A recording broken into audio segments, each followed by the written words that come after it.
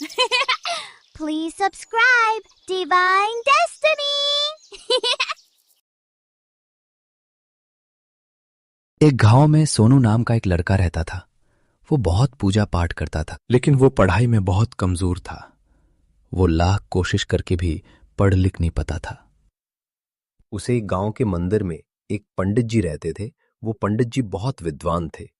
एक दिन वो बच्चा उसे पंडित जी के पास जाकर बोला, पंडित जी, मैं बहुत कोशिश करता हूँ पढ़ने लिखने की, लेकिन जब भी मैं पढ़ने बैठता हूँ पढ़ाई में मेरा मन नहीं लगता, जिस वजह से मैं हर बार अपनी कक्षा में फेल हो जाता हूँ और मेरे दूसरे साथ के बच्चे सभी मेरे से आगे निकल जाते हैं और वो सब मिलकर मेरा मजाक उड़ाते हैं और मुझे लूज़र बोलते हैं।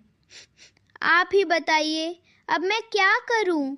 मेरा स्कूल जाने का भी मन नहीं करता। आप ही मुझे कुछ ऐसा बताइए जिससे मेरा पढ़ाई में मन लगने लगे और मैं हर रोज अपनी क्लास में पूरे नंबरों से पास हो सकूं। कोई बात नहीं बेटा, तुम परेशान मत हो। मैं तुम्हें कुछ चीज समझता हूं, उन्हें ध्यान से सुनो और उन सब बातों को तुम हर रोज वैसे ही करो जैसे मैं तुम्हें बताऊं। उनमें कोई गलती मत करना और तुम देखना धीरे धीरे तुम हर चीज में अच्छे होते चले जाओगे। समझे बेटा? सबसे पहले तो तुम सूरज निकलते ही उठ जाना और अच्छे से नहा लेना। फिर गायत्री मंत्र का 108 बार जाप करना। इसको करने से तुम्हारी बुद्धि बहुत तेज हो जाएगी और जो तुम पढ़ोगे वो तुम्हें उसी वक्त याद हो जाएगा और लंबे वक्त तक वो तुम्हें याद रहेगा। और पूजा के बाद तुम कुछ एक्सरसाइज किया करो। फिर 1 घंटा शांत मन से पढ़ाई के लिए बैठा करो। और ये बात याद रखना कि घर का बना साफ सुथरा शाकाहारी खाना ही खाया करो, बाहर का खाना कभी मत खाना। और सूरज निकलने पर सूरज को नमस्कार करना। फिर अपने माता पिता के पैरों को हाथ लगाकर फिर स्कूल के लिए खुद तैयार होकर चले जाना। बस इतना काम हर रोज तुमने करना है। फिर तुम कुछ महीनों में देखोगे कि तुम्हारे अंदर कितना बदलाव हो गया है। ठीक है पंडित जी, जैसा आप कहेंगे मैं बिल्कुल वैसा ही करूँगा। कोई गलती नहीं करूँगा, मैं आपसे वादा करता हूँ। ठीक है पंडित जी, अब मैं चलता हूँ, फिर आपसे आकर कुछ दिनों बाद मिलूंगा। ये पंडित तो मुझे ढोंगी लग रहा है, इसे कुछ नहीं पता। मुझे तो लगता है ये खुद मुझे बेवकूफ़ बना रहा है। भला सुबह उठकर ये सब चीज़ करने से मैं पढ़ाई में कैसे होशियार हो जाऊंगा? मुझे तो ये फालतू की बात लगती है। अगर ऐसा कुछ होता तो ये पंडित खुद किसी स्कूल का प्रिंसिपल बन गया होता। ये 1 नंबर का झूठा लग रहा है मुझे। अब मैं इस पंडित के पास दोबारा कभी नहीं आऊंगा।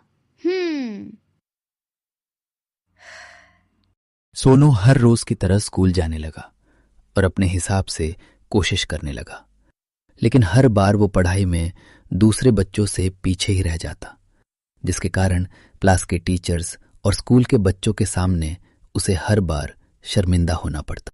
बच्चों, आज तुम्हारा रिजल्ट मैं देने जा रहा हूं। सभी बच्चे पास हो गए हैं, सिर्फ एक सोनू को छोड़कर। सोनू, तुम पढ़ते क्यों नहीं हो?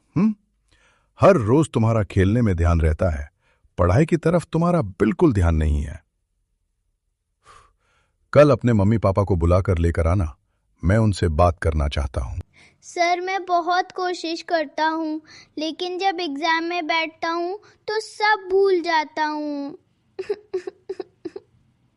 सर, मुझे माफ कर दीजिए, मुझसे गलती हो गई।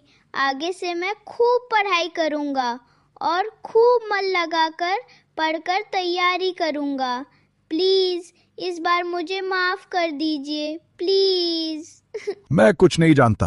अगर अगली बार तुम एग्जाम में फेल हुए तो मैं खुद तुम्हारे घर पर जाकर तुम्हारी शिकायत करूंगा और हो सका तो मैं तुम्हें स्कूल से भी बाहर निकाल दूंगा। अब मैं क्या करूं, कहाँ जाऊं?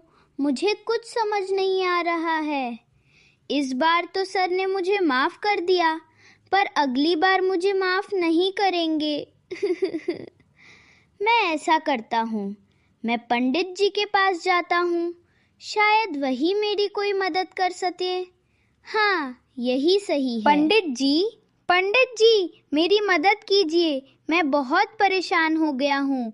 कुछ तो मुझे बताइए, मेरी मदद कीजिए, मैं आपके हाथ जोड़ता हूँ। क्या हुआ मेरे बच्चे, क्या बात हुई? मुझे खुलकर बताओ, तुम परेशान क्यों हो? पंडित जी, मैं इस बार फिर से फेल हो गया और मेरे सर ने मुझे बहुत डांटा है। अब मैं क्या करूं? मुझे कुछ समझ नहीं आ रहा है। आप ही कुछ बताइए। बेटा, मैं तुम्हें कुछ बताया था क्या?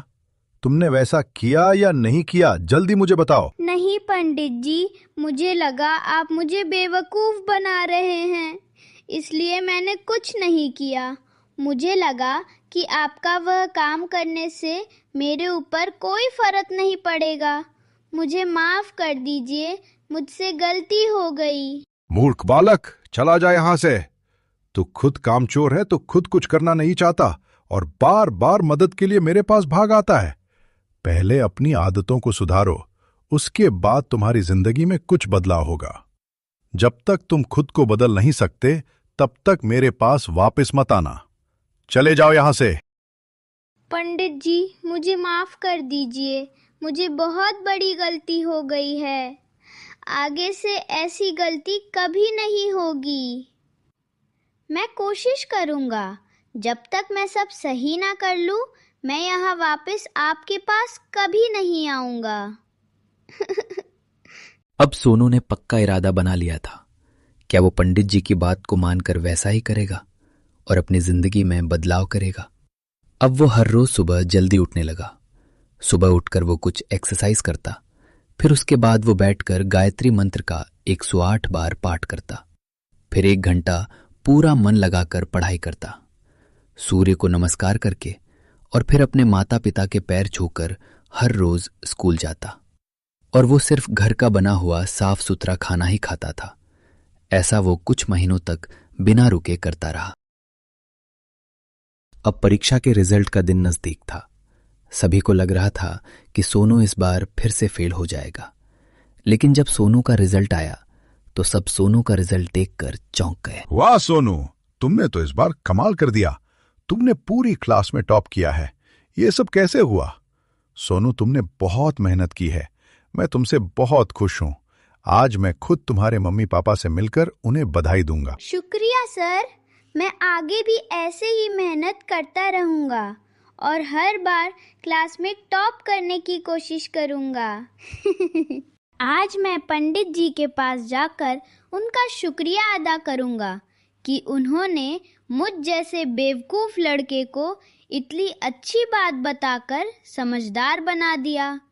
अगर वो ना होते तो शायद मैं ऐसा कभी ना कर पाता। पंडित जी, आपका बहुत बहुत धन्यवाद। आपने जो मुझे रास्ता दिखाया उस पर चलकर आज मैं कामयाब हो गया हूँ। आपका बहुत बहुत क्यों चौंक गए शुक्रिया। मुझे देखकर? मैं वही हूँ जिसकी तुम हर रोज पूजा करते हो। बताओ भला, मैं तुम्हारी मदद के लिए क्यों नहीं आता? मैं सीधा तुम्हारी मदद नहीं कर सकता था। इसीलिए पंडित के रूप में तुम्हारी मदद करने के लिए आया था। और मैं हमेशा तुम्हारे साथ हूँ, इस बात को तुम हमेशा याद रखना। जो मुझे हर रोज याद करता है, मैं हमेशा उसके साथ रहता हूँ। हे कृष्ण, आपका बहुत बहुत शुक्रिया जो आपने मुझे राह दिखाया